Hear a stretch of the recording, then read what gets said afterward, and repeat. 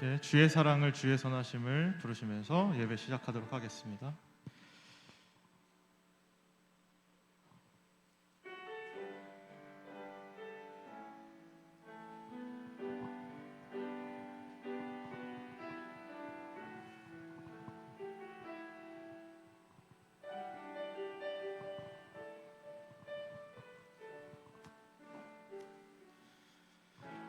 주의 사랑을 주의 선하심을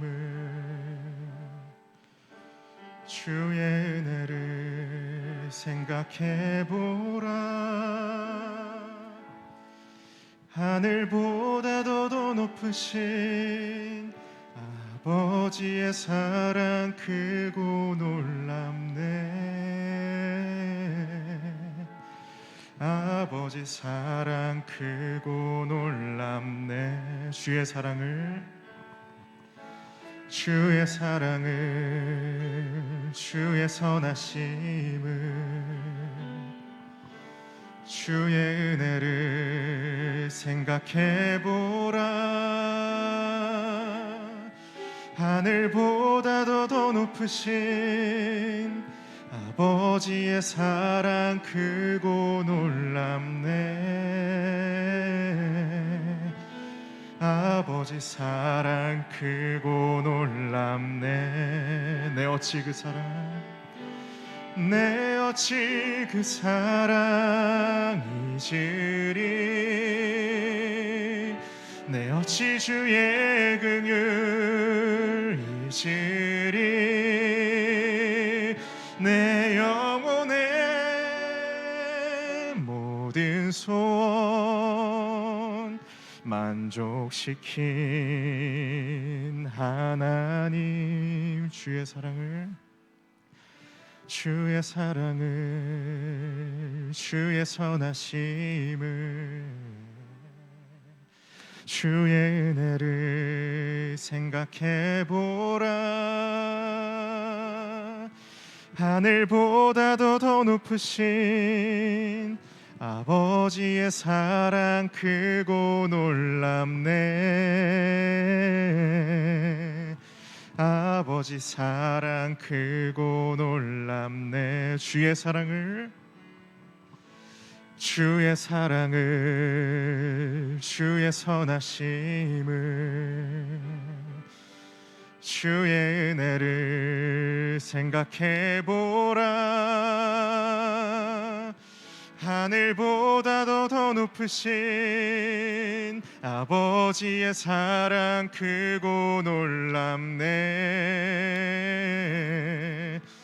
아버지 사랑 크고 놀랍네. 나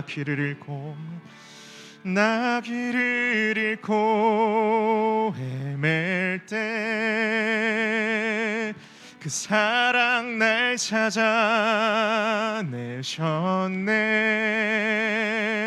내 영혼의 모든 소원 만족시킨 하나님. 나 길을 잃고 헤맬 때 그 사랑 날 찾아내셨네. 내 영혼의 모든 소원 만족시킨 하나님. 주의 사랑을 주의 선하심을 주의 은혜를 생각해보라. 하늘보다도 더 높으신 아버지의 사랑 크고 놀랍네. 아버지 사랑 크고 놀랍네. 네, 이 시간에 유선조 형제님 나오셔서 대표 기도해 주시겠습니다.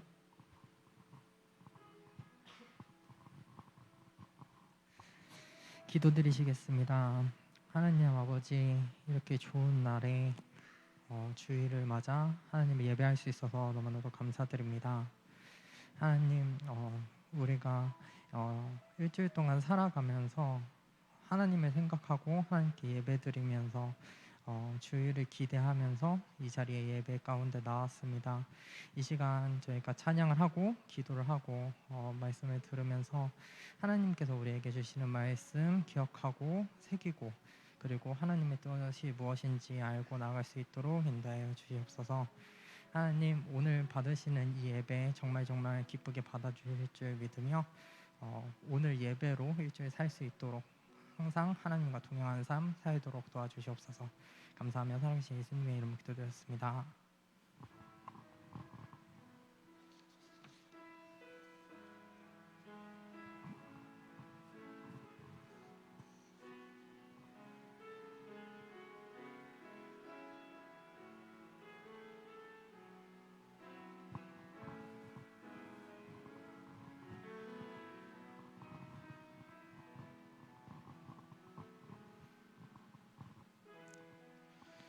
주의 장막에 서한 날이 궁정에서 첫날보다 좋사오니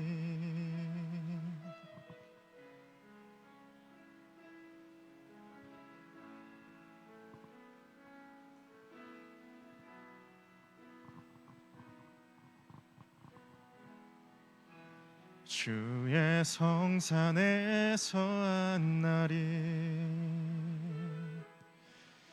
궁궐에서 첫날보다 좋사오니 나의 영혼 주님을 기뻐해. 주의 사랑 날 완전케 하네. 주의 사랑 날 새롭게 하네. 끝이 없는 주의 사랑만이 내 영혼 자유케 하시네. 주의 성산에서 한 날이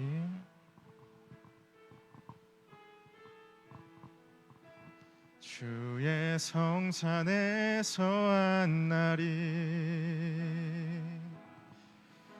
궁궐에서 첫날보다 좋사오니 나의 영혼 주님을 기뻐해. 주의 사랑 날 완전케 하네. 주의 사랑 날 새롭게 하네.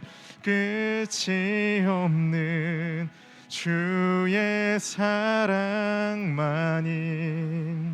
내 영혼 자유케 하시네. 주의 사랑 날 완전케 하네. 주의 사랑 날 새롭게 하네. 오 주님, 나의 삶을 통해 주 사랑 나타내소서.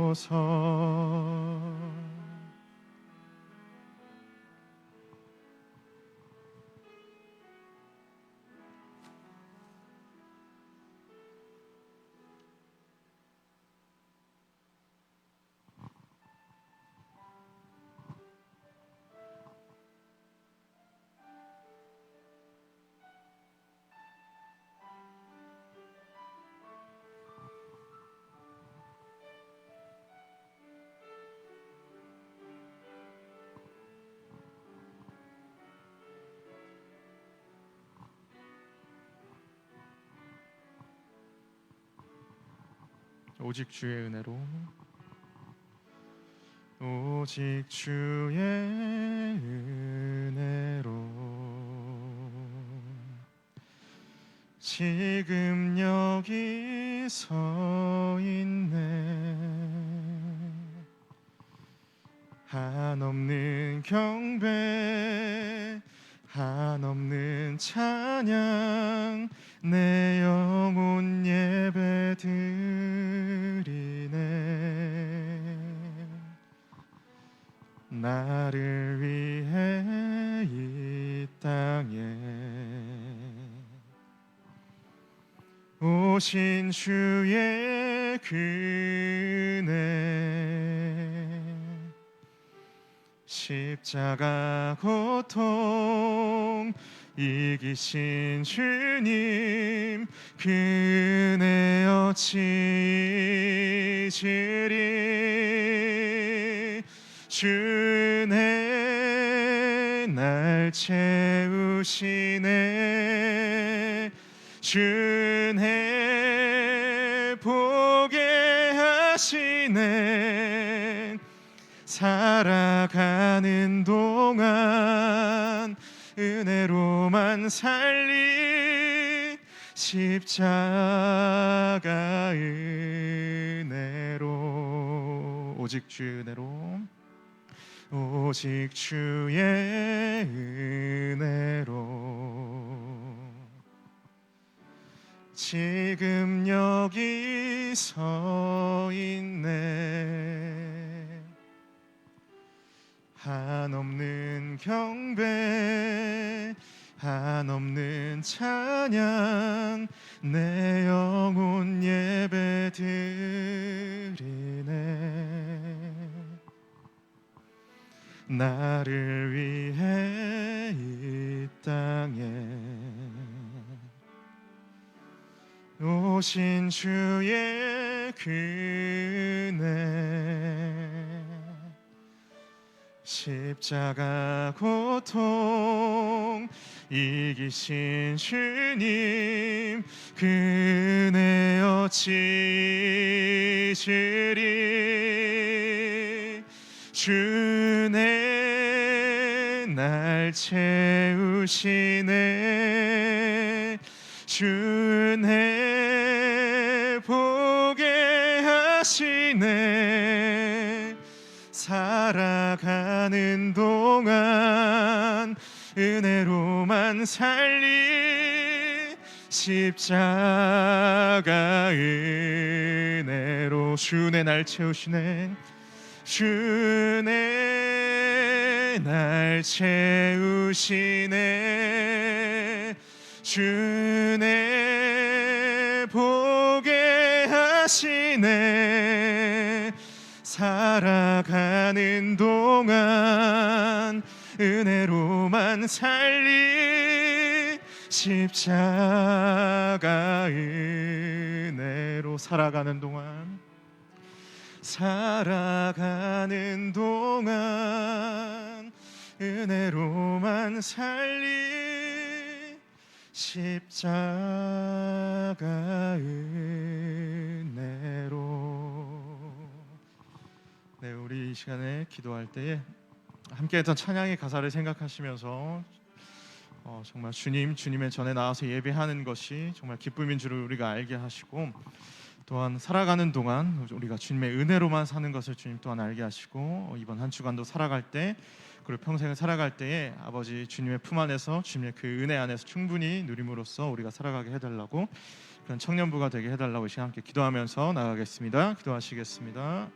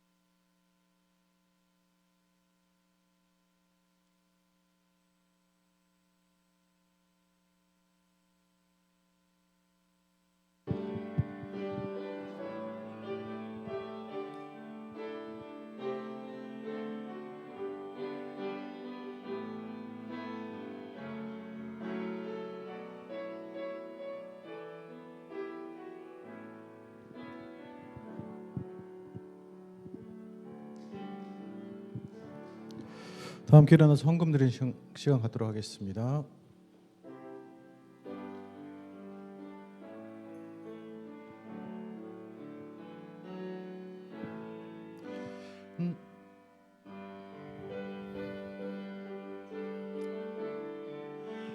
내 영을 주님께 나 주 위에 살아있는 동안 어느 순간에도 나 주만 따르리.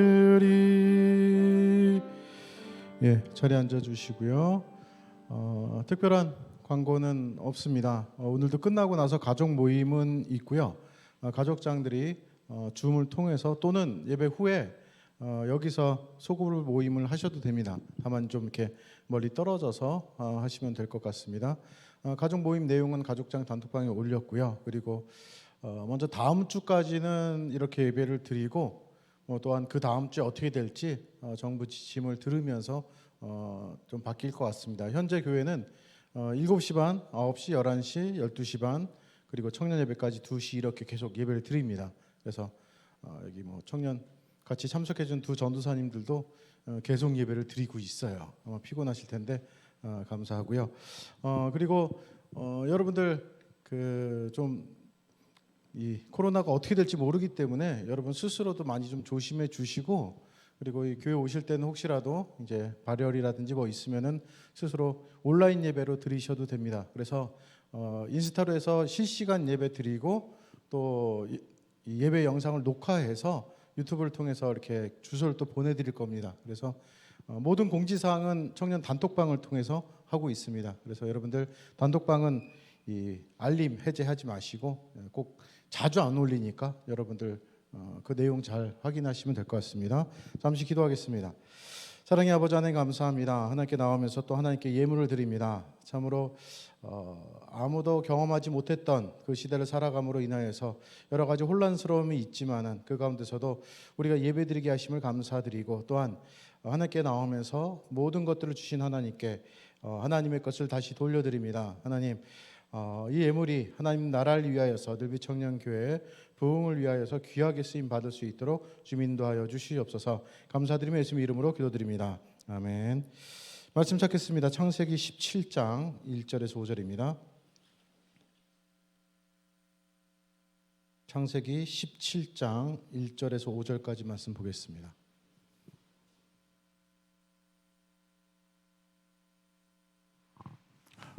창세기 17장 1절에서 5절 한 절씩 교독하도록 하겠습니다. 제 1절 먼저 읽겠습니다. 아브라함이 99세 때 여호와께서 아브라함에게 나타나사 그에게 이르시되 나는 전능한 하나님이라 너는 내 앞에서 행하여 완전하라.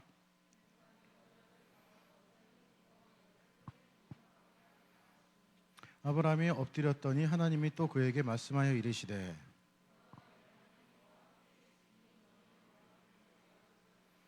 5절 함께 읽겠습니다. 이제 후로는 내 이름을 아브람이라 하지 아니하고 아브라함이라 하리니 이는 내가 너를 여러 민족의 아버지가 되게 함이니라. 아멘.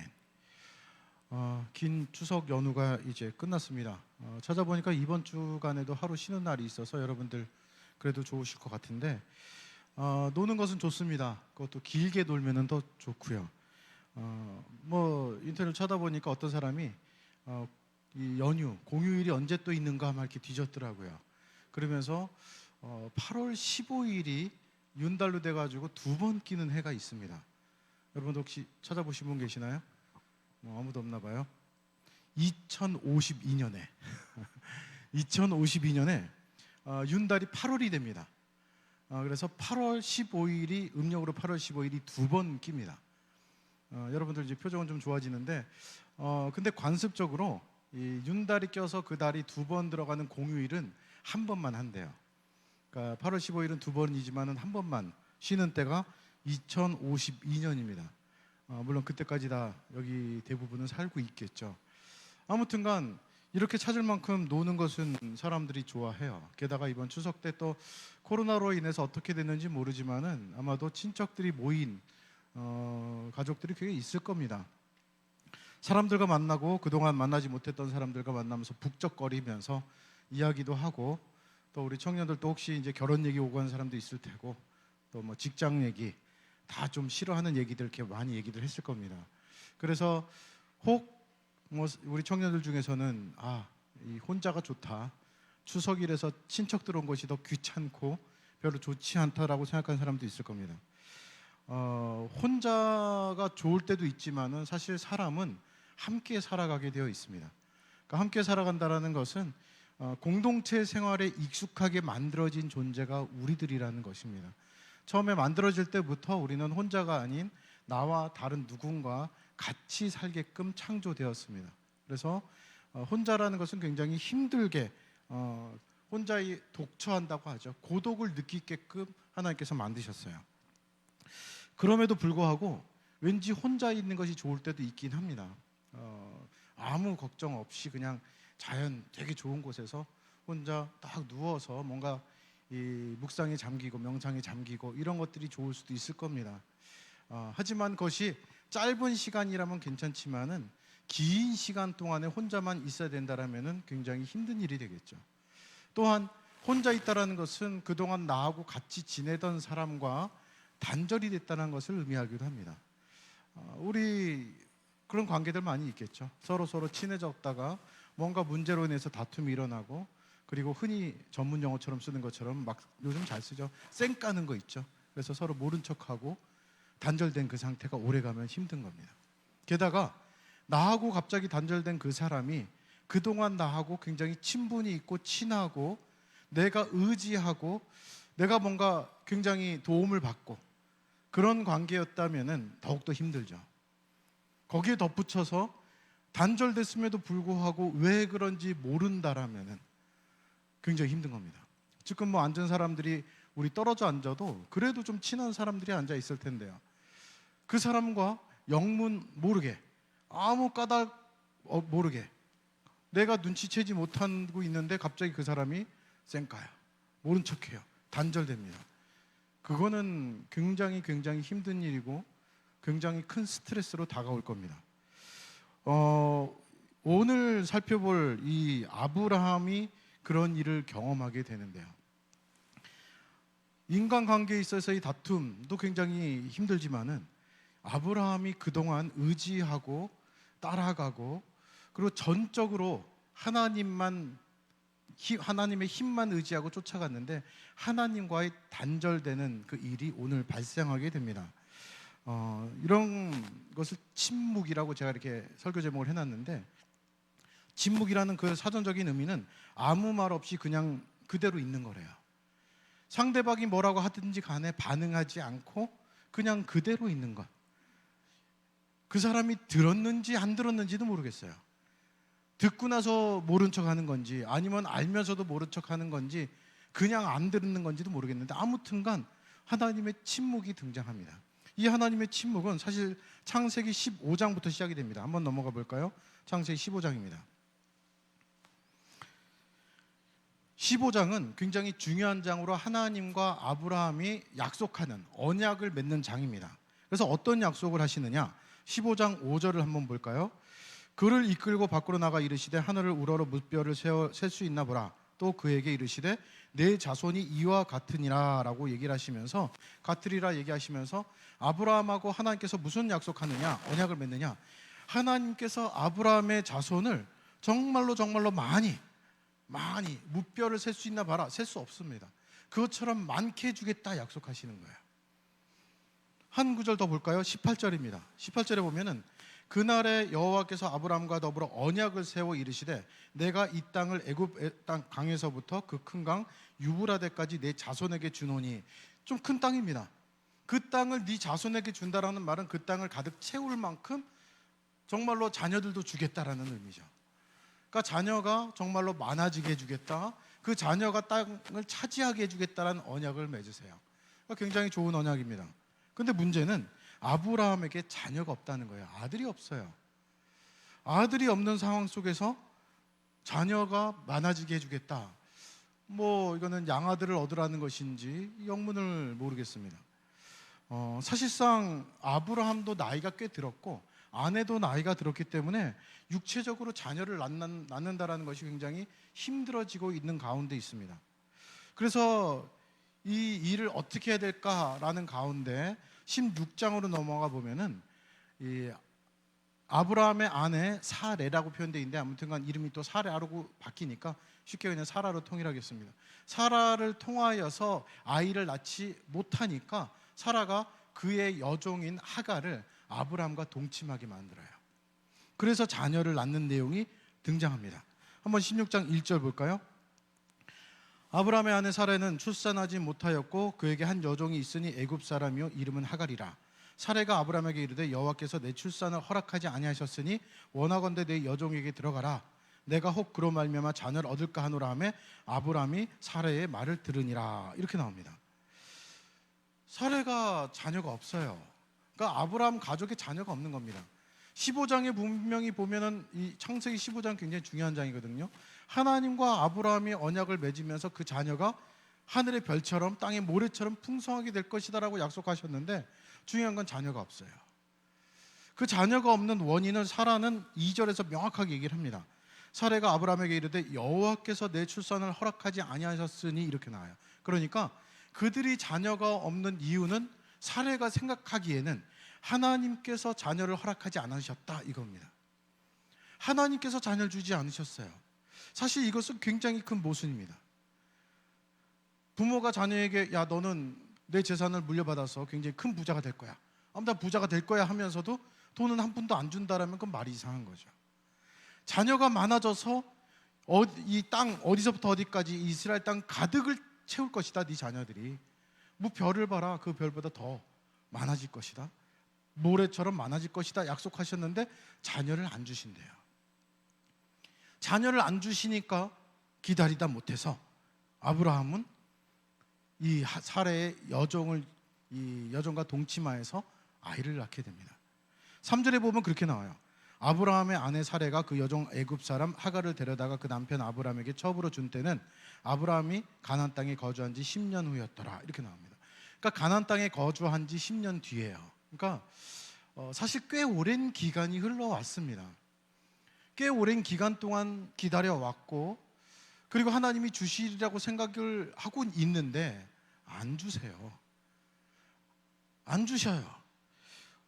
안 주시다 보니까 이것은 어떻게 된 걸까 고민해서 만든 방법이 무엇이냐? 나는 이제 자녀를 낳을 만한 몸이 아니야.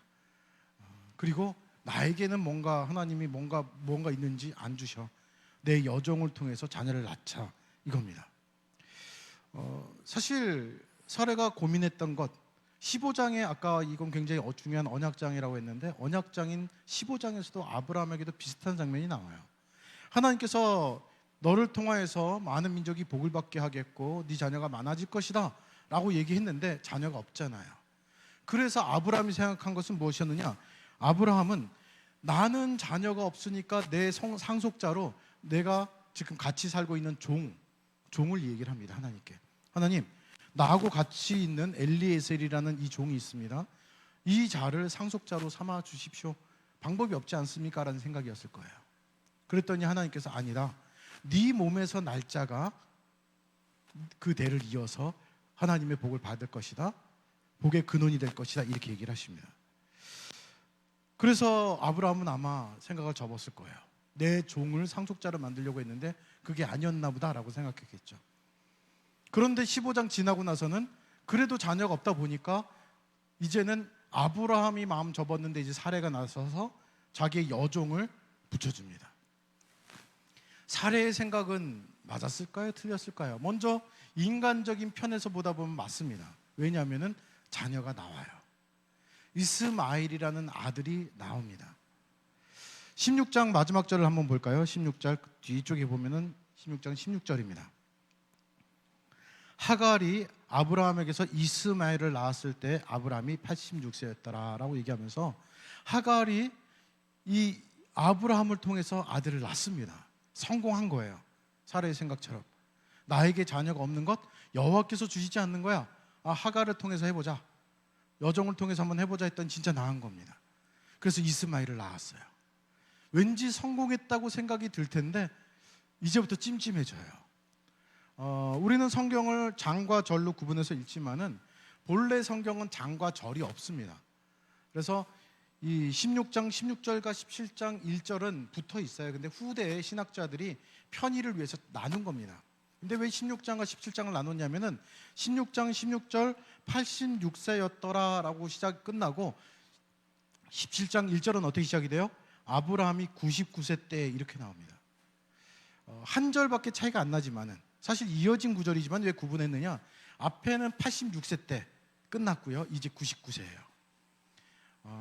이 86세와 99세 13년이 중간에 날아가 버렸어요. 없어졌습니다. 이거는 우리는 사실 뭐 그런가 보다라고 쭉 읽지만은 성경을 읽을 때 제일 우리가 실수하는 것이 생각하지 않고 읽는 것인데 여기도 그래요. 갑자기 86세라고 이야기를 하고 아브라함이 99세 때 이러면은 중간에 왜 이렇게 비었어라고 생각해 봐야 합니다. 13년의 공백이 있어요. 저는 그것을 하나님의 침묵이라고 표현했습니다. 13년 동안 하나님께서 침묵하세요.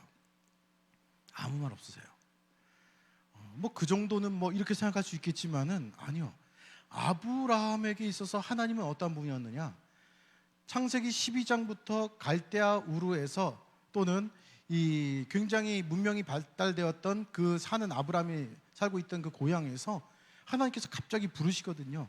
너 친척 아비집을 고향을 떠나서 내가 지시할 땅으로 가라 해서 무작정 나와요. 무작정. 몇 사람 되지도 않는 그 사람들이 나옵니다.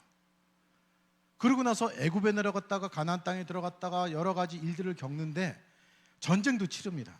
그 가운데 어떻게 지금까지 흘러왔느냐? 하나님 없으면은 못 사는 것을 배워요. 하나님께서 도와주세요. 하나님 없으면은 정말로 내가 한순간도 견딜 수가 없구나라는 것을 배웁니다.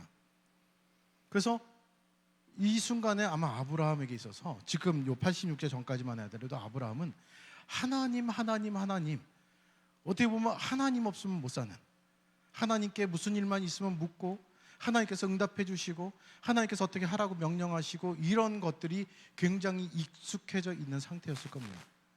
그렇기 때문에 이 13년의 침묵은 굉장한 고통이었을 겁니다.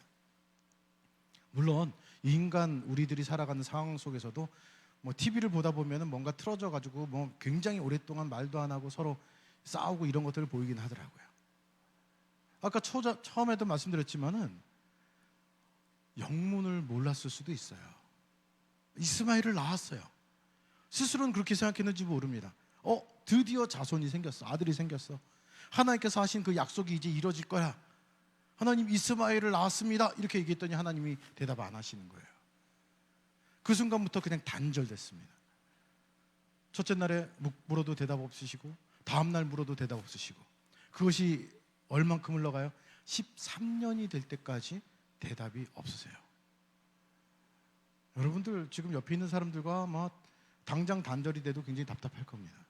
아무 이유 없이. 이거는 굉장히 어려운 일을 당하게 됩니다. 이거는 아주 큰 사건입니다. 13년간의 침묵이 흘러갔습니다. 뭐 한 절밖에 안 되지만은 침묵이 흘러가고 아브라함이 99세 때 여호와께서 아브라함에게 나타나세요. 나타나셔서 하시는 말씀이 무엇이냐? 그에게 이르되 나는 전능한 하나님이라 이렇게 나옵니다. 전능, 모든 것이 가능하다. 나는 모든 것들을 다 할 수 있는 하나님이다. 이렇게 얘기를 하시면서 나타납니다. 13년의 공백, 이 침묵 기간 동안에 아브라함은 무슨 생각을 했을까요? 아마 여러 가지 추측을 해봤을 겁니다. 그런데 이 16장 16절에도 적혀 있지만은 이스마엘을 낳았을 때 아브라함이 86세였다 하고 나서 침묵이 이어졌기 때문에 이건 뭐 성경에 나와 있지는 않지만 전 그렇게 생각이 들더라고요. 아마도 아브라함도 대충 추측하지 않았을까. 사실 아브라함의 일생을 보다 보면은 아브라함은 처음부터 믿음이 좋았다라기보다는 성장해 가는 믿음을 보이거든요. 여러분 아시다시피 이건 뭐 그냥 간단하게 창세기 12장에 보면 아브라함이 애굽으로 내려가면서 자기 아내를 누이라고 속여요. 하나님께서 가라고 하는 그 길 가운데 기근이 되니까 애굽으로 내려갔고 애굽으로 내려가면서 아내가 아름답고 이쁘니까 혹시라도 애굽에 내려갔다가 본인이 봉변을 당할까 봐 누이라고 속입니다. 어떻게 보면은 하나님보다는 애굽 사람들, 애굽의 왕이 더 무섭죠. 그래서 속여요. 다른 말로 얘기하면은 하나님을 믿지 못해서 속여요. 하나님은 어떤 하나님이요? 전능한 하나님이요. 나는 일개 한 가족이라고 얘기할 수 있습니다. 가족이지만은 저 큰 왕국인 애굽에 내려간다 하더라도 하나님이시라면 나를 보여주실 거라는 믿음이 없어요. 그 당시에는. 처음에는요. 그렇기 때문에 속이는 겁니다. 속여서 하나님께서 말씀하시죠. 참 특이하게도 거짓말하고 나쁜 짓을 한 것은 아브라함인데 도리어 애굽 왕을 하나님께서 치시는 것을 보고 변화가 됩니다. 그런 것들을 경험한 아브라함으로서 아마도 이 13년간의 하나님의 침묵은 그 당시의 것들을 떠올렸는지도 모릅니다. 성경 분명히 나와 있지는 않지만요. 우리가 하나님을 믿지 못해서 인간의 방법으로 사례의 여종을 통해서 아이를 낳았는데 하나님께서 침묵하신다는 거예요. 하나님께서 분명히 15장 그 앞에 장에서 언약하시면서 하늘의 별처럼 많아지게 해주겠다, 이 가나안 땅을 주시면서 그 땅에 너희 자녀가 가득 차게 해줄 것이다 약속하셨는데 그 다음 장에 넘어가서 믿지 못해서 여종을 통해서 아이를 낳았거든요. 그것을 생각해 보면 우리가 뭔가 잘못했나 보다. 아니, 잘못했다. 그래서 하나님께서 13년 동안이나 침묵하시는구나. 이건 하나님께서 우리가 흔히 하는 말로 삐졌다가 아닙니다. 뭔가 아브라함에게 깨닫게 하시고자 하는 하나님의 뜻이 있으신 거죠. 그것이 뭐예요? 첫 마디부터 등장하는 나는 어떤 하나님이요? 전능한 하나님이다. 나는 전능한 하나님이다. 불가능이 없다라는 겁니다. 왜 네 나름대로 네 멋대로 하나님을 판단해서 스스로 하나님의 자녀인 나에 대해서 축소시키고 낮추냐 이거예요. 실상 17장, 18장을 가보면 더욱더 그런 것이 드러납니다.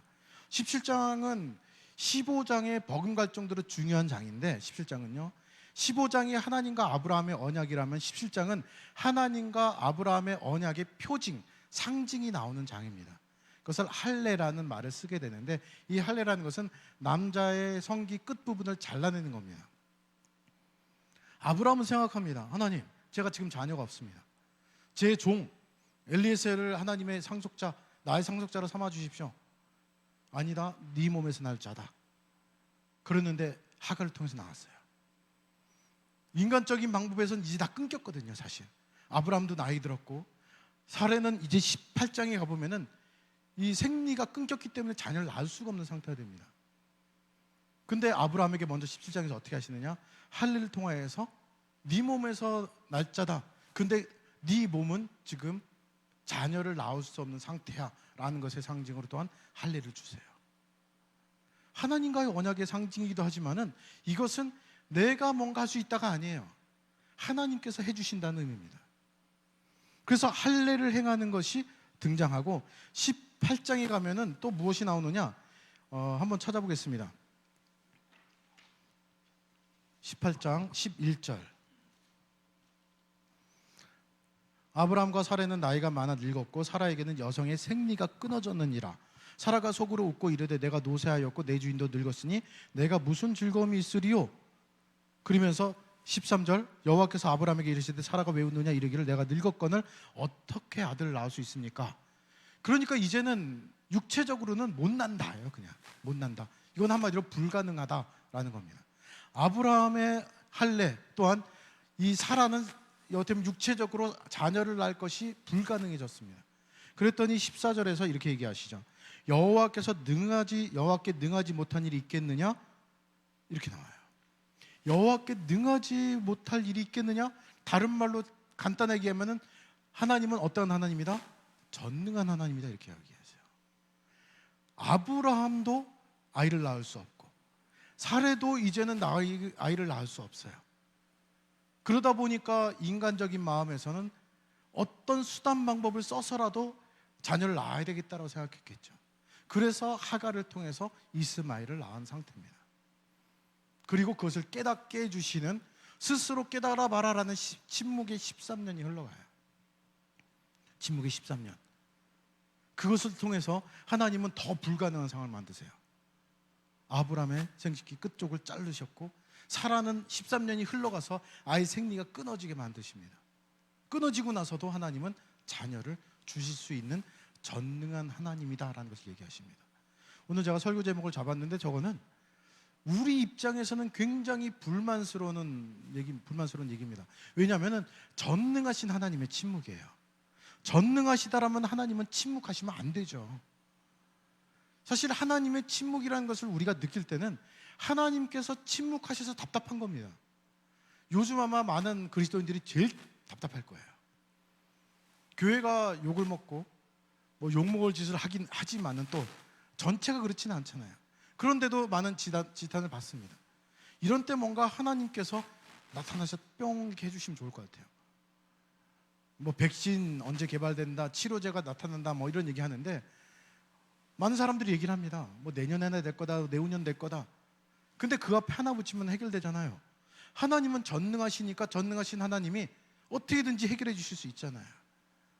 이렇게 기독교인들이 공격을 당할 때 이것이 자이건 타이건 간에 전능하신 하나님이라면은 해결해 주실 만한데 전능하신데 어떻게 하고 계세요? 침묵하고 계세요. 이거는 마치 능력이 없으신 것처럼 느껴지기도 합니다. 아니 못하시니까 침묵하시는 거죠? 라고 도리어 우리가 하나님께 도발하고 싶은 마음까지 들어요. 그런데 하나님께서는 13년의 침묵 뒤에는 더욱더 불가능한 상황을 만드시고 나서는 그것을 전능한 나 하나님이다 라고 가능하다라는 것을 보여주십니다. 사실 이렇게 이 말씀들을 살펴보다 보면은 하나님의 침묵은 우리를 힘들게 하고 왜라는 질문을 던지지만은 하나님은 침묵하지 않으셨다라는 것이 정답입니다. 하나님은 침묵하지 않으신 거예요. 우리 편에서의 때를 못 기다리는 것이지 하나님의 때가 아직 안 온 것이죠. 물론 그 때가 언젠지 모르기 때문에 우리는 답답합니다. 하지만 하나님께서 약속하신 이상 15장에서 또는 12장부터 쭉 흘러오면서 하나님께서 아브라함에게 이렇다 저렇다라고 약속하신 그 약속들은 내가 원하는 때가 아닌 하나님의 때 반드시 이루어집니다. 반드시 이루어져요. 다만 그때가 내가 원하는 때가 아니기 때문에 내 스스로 뭔가 하려고 막 발버둥 치고 하나님을 원망하는 것들을 보이게 되죠. 전능하신 하나님이 맞아요. 전능한 하나님이시기 때문에 그 침묵은 의미가 있는 침묵입니다. 그 전능하신 하나님의 침묵은 하나님의 때에 반드시 이루어질 겁니다. 하나님은 반드시 이루어 주실 것이고요. 우리가 해야 할 것은 뭘까요? 사실 우리는 기다리는 것밖에 없습니다. 인내하는 겁니다. 하나님의 때 그것이 이루어지는 그때까지 우리들은 우리가 해야 할 역할에 최선을 다하면서 우리는 기다리는 겁니다. 인내하는 겁니다. 견디는 겁니다. 뭐 여러분들 이런 말을 들으면 별로 안 좋겠죠. 하나님을 믿으면 만사형통될 것이다 라는 말이 더 좋지, 하나님을 믿으면은 괴롭고 고통스러울 수도 있어 이런 말은 별로겠죠. 그런데 현실은 그렇습니다. 그런 얘기를 많이 하게 돼요. 하나님을 믿고 따라가면서 즐겁고 기쁘고 행복할 때도 있지만은 그 하나님의 때까지 견디는 것 또는 버티는 것이 우리에게 더 필요할 때가 참 많습니다. 아브라함과 사라에게 요구됐던 것이 아마도 그것이었을 겁니다. 버티는 것, 하나님의 때까지 버티는 것. 분명히 이루어주신다고 했기 때문에 이루어지는 것은 맞고 그때까지 버티고 견디고 인내하는 것. 코로나가 우리를 나태하게 만듭니다. 온라인 예배 드리는 분들 열심히 드리십시오. 그리고 그 가운데 어떻게든지 간에 나와서 드리는 것보다 온라인 예배 드리는 것이 힘들다라면은 스스로 각성해서 이때는 내가 옷이라도 더 깔끔하게 입고 딱 그 시간 맞춰서 앉아서 예배 드리자. 성경책 피자. 졸지 말자. 본인이 힘들면은 일어서라도 예배 드리자. 뭔가 해야 돼요. 견딜 수 있도록 돼야 됩니다. 언제 그때가 올지 모르기 때문에요. 신약에 보면은 등을 들고 신랑을 맞이하러 나간 10처녀의 비유가 나옵니다. 언제 신랑이 올지 모르기 때문에 늘 기름을 준비해야 돼요. 근데 그때가 언제 올지 모르다 보니까 기름은 타버리고, 그리고 신부들은 이 처녀들은 뭐 하고 있어요? 졸아요. 언제 올지 모르기 때문에. 어떤 사람이 될지는 우리가 잘 알고 있겠죠. 신랑이 언제 올지 모르고요. 언제 하나님의 때가 와서 이것이 풀어질지, 또는 하나님께서 이 일들을 하나님의 방법대로 이루실지 모릅니다. 그때 갑자기 우리를 사용할 수도 있고요. 그때까지 우리에게 요구되는 것은 버티고 견디고 그때까지 준비하고 있으라는 거예요. 대기하고 있으라는 겁니다. 아마도 그것이 가장 힘든 것이겠죠. 항상 대기하고, 항상 언제까지 이루어질지 모르지만은, 그때가 언제 올지 모르지만은 그때까지 우리가 견디는 것, 버티는 것, 이거예요. 버티는 데 있어서 도움이 되라고 청년 저하고 기훈파 전사님, 황현 전사님 주일마다 열심히 앉아가지고 여러분들 묵상하는 거, 레벨업 할 수 있는 거 막 고릅니다. 그것만을 꼭 하라는 것은 아닙니다. 여러분들이 견디기 위해서, 버티기 위해서 스스로를 자꾸만 좀 힘들게 만들었으면 좋겠어요. 스스로 내가 오늘 뭔가 이것을 안 하면은 어떻게 하겠다, 이런 거 할 만큼 스스로 정말 하나님의 때가 이루어질 그날까지, 언젠지 모르지만은 그때까지 버티십시오. 반드시 옵니다. 반드시. 왜요? 하나님은 전능하시거든요. 지금 하나님의 침묵처럼 느끼지만은 언젠가 하나님께서 또 이루실 겁니다. 그때 오실 때 정말로 등을 들고 나갔던 처녀들처럼 졸아서는 안 되겠죠. 언제 오실지 모르니까 늘 준비하고 있으라는 겁니다. 하나님은 하나님의 방법으로 하나님의 때 이루실 것이고요. 우리는 그 이루시는 그 순간에 우리들도 나가서 정말로 동참했으면 좋겠습니다. 그것을 위해서 지금 예배드리는 사람들이나 온라인으로 예배드리는 사람들이나 준비하고, 그리고 스스로 신앙적으로 성장할 수 있도록 노력했으면 좋겠어요. 이 시간 함께 기도드리는 시간 갖도록 하겠습니다.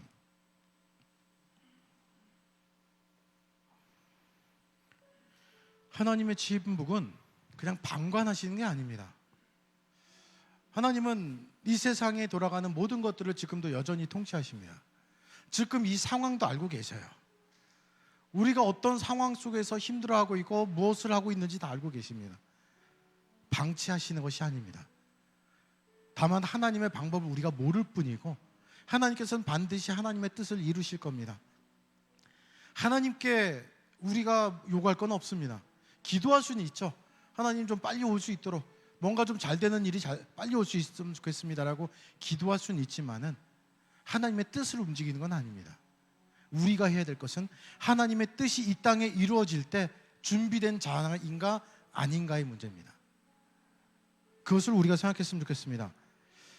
정말로 그때까지, 하나님께서 이루실 그때까지 현재 최선의 삶으로 살아가는, 최고의 삶을 하나님께 드리는 내가 될 수 있도록 이 시간에 잠시 기도한 시간 갖도록 하겠습니다. 함께 기도하겠습니다. 사랑의 아버지 하나님, 감사합니다. 하나님, 우리가 정말로 하나님의 때를 알지 못하기 때문에 답답하고 힘들고 어렵습니다. 정말 그 때를 위하여서 우리가 견디고 인내하고 정말로 하나님께 충성을 다할 수 있는 우리 모든 청년들 되기를 원합니다. 언제 오실지 모르는, 정말로 하나님, 그 예수님을 기다리며 우리가 해야 할 역할을 충분히 감당할 수 있도록 주민도하여 주시옵소서. 붙잡아 주시옵소서. 하나님께서 함께 하심으로 인하여서 우리 늘빛 청년들 더욱더 하나님의 뜻 가운데서 정말로 자신을 다시 돌아보며 정말 하나님께 나아갈 수 있도록 주민도하여 주시고 붙잡아 주시옵소서. 도와주시옵소서. 한 가지 더 기도하겠습니다. 우리 늘빛 청년교회에서 기도해 주셨으면 하는데요. 제가 찾아보니까 한 온라인 예배로 한 7, 8명, 8, 9명 드리고요. 나오는 사람들이 30명 좀 넘어서 한 총 40여 명 정도가 함께 예배를 참석합니다. 코로나 이전에는 한 50여 명 됐었고요. 한 10여 명 정도가 예배를 드리는지 어땠는지 모르겠어요. 청년교회 모든 것들이 정상화됐을 때 더 부흥할 수 있도록 기도해 주십시오. 그때부터 뭔가 다시 세워져 가는 것이 아니라 뭔가 훈련받고 성장한 사람들이 모여서 우리가 더욱더 하나가 돼서 정말로 청년교회가 다른 교회 어떤지 모르겠습니다. 하지만 우리 늘빛 청년교회는 부흥된, 준비된 사람들이 모여서 정말로 마른 뼈들이 살아서 큰 군대를 이루는 청년교회 될 수 있도록 우리 늘빛 청년교회 위해서 한 번 더 기도한 시간 갖도록 하겠습니다. 기도하겠습니다. 사랑의 아버지 하나님 감사합니다. 코로나로 인하여서 모든 것들이 멈춰 있고 힘든 가운데 있습니다. 하지만은 이러한 가운데서도 하나님의 때를 기다리며 인내하고 견디고 버틸 수 있는 우리 청년들 되기를 원합니다. 또한 이러한 가운데 성장하기를 원합니다. 각자의 있는 위치에서 정말로 아버지 하나님 훈련받고 연단받아서 우리가 모든 것이 정상화되었을 때 아버지 하나님 정말 스프링처럼 용수철처럼 튀어오를 수 있는 성장할 수 있는 우리 청년교회 될 수 있도록 주민도 하여 주시고 붙잡아 주시옵소서. 각 사람 한 사람 한 사람 나태해지지 아니하고 하나님께서 원하시는 모습으로 하나님의 약속을 하나님의 언약을 믿으면서 하나님께 나아가는 우리 늘비 청년들 될 수 있도록 주민도 하여 주시옵소서. 사랑의 아버지 하나님 감사합니다. 우리 모든 늘비 청년들 코로나로 인하여서 우리 신앙생활을 참 유지하고 또는 성장하기 힘든 때를 맞이하고 있습니다. 이러한 때 하나님의 침묵이 참 답답하게 느껴집니다. 빨리 해결해 주시고 나라가 정상화되고 교회가 정상화되기를 간절히 기도하고 있는데 왜 이렇게 이 모든 것들이 이루어지지 않는지 답답하고 혼란스럽기도 합니다. 하지만 하나님께서 원하시는 때 그때가 되면은 모든 것들이 정상화될 뿐만 아니라 하나님의 나라가 더욱더 확장되리라 믿습니다. 우리가 해야 할 것은 그때까지 견디고 인내하며 버티며 지금 있는 그 수준보다 더욱더 나은 모습으로 우리를 스스로 단련하고 훈련하는 우리 늘비 청년들 되기로 합니다. 언제 그때가 올지 모르겠습니다. 하지만은 그때를 기다리는 등을 든 처녀들처럼 우리도 그때를 모르지만은 늘 준비하는 우리 모든 청년들 되기로 합니다. 스스로 나태해질 때마다 스스로 채찍질하게 하여 주시고 스스로 하나님께 매일 수 있는 우리 청년들 될 수 있도록 주민도 하여 주시옵소서. 오늘의 예배를 하나님께 드립니다. 우리 청년들 삶의 예배를 다른 날에도 주일 말고 다른 평일에도 하나님께 온전한 삶의 예배를 드릴 수 있도록 주민도 하여 주시옵소서. 감사드리며 예수님의 이름으로 기도드리오며 이제 예수 그리스도의 은혜와 하나님의 지극한 사랑하심과 성령의 역사하심이 하나님의 때를 기다리며 지금은 견디고 인내하고 더욱더 연단하고 훈련받는 모든 늘비 청년들 위해 또한 이 예배 참석한 모든 자들 위해 이제부터 영원토록 함께 계실지어다. 아멘.